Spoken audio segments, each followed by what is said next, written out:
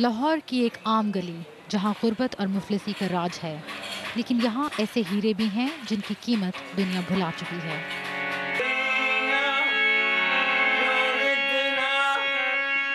استاد ظفر حسن کی آواز میں بڑھاپے کی لرز ہے، لیکن راگ اب بھی پکے ہیں۔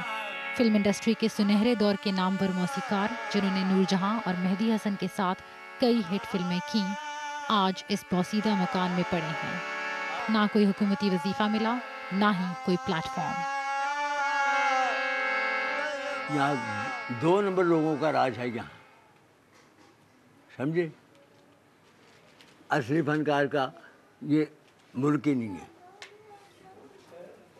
سچی بات یہ ہے کہ یہاں جو حالات ہیں آپ دیکھیں کہ فنکار کیا کرے گا یہاں؟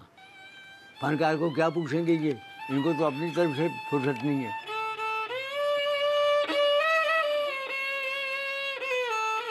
موسیقی ان کے خاندان میں پشتوں سے چلی آ رہی ہے۔ ان کے صاحبزادے عقیل حسن نے اپنے باپ دادا سے کلاسیکی وائلن کی تربیت لی اور رشید اترے اور سہیل رانا جیسے میوزک ڈائریکٹرز کے ساتھ کام کیا۔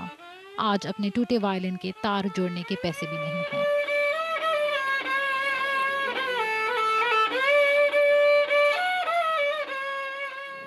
کہ شادی وغیرہ پہ مجھے بلا لیتے ہیں، میں فنکشن وغیرہ کرتا ہوں تو میں وہاں پر چلا جاتا ہوں۔ سالگرہ کسی کی ہے تو انہوں نے وائلن والا بلوا لیا تو میں وہاں پر چلا جاتا ہوں۔ بس یہی ذریعہ معاش ہے اور کچھ نہیں۔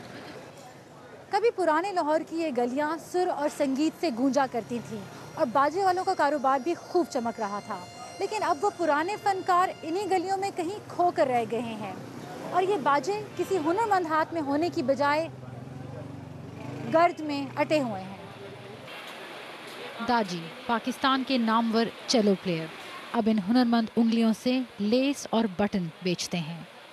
وائلن، چیلو اس ٹائپ کے جو میوزیشین تھے نہ بن رہے ہیں آگے سے، نہ کسی کو شوق ہے، نہ ہمیں دیکھے گا تو جب دیکھے گا یہی فارغ ہے تو کیوں ہم سیکھیں؟ اپنے والد سے سیکھا ہوا فن داجی اپنے بیٹے کو نہیں دے رہے۔ ان کے خیال میں اس کے مستقبل کے لیے بہتر ہے کہ وہ کوئی نوکری کرے۔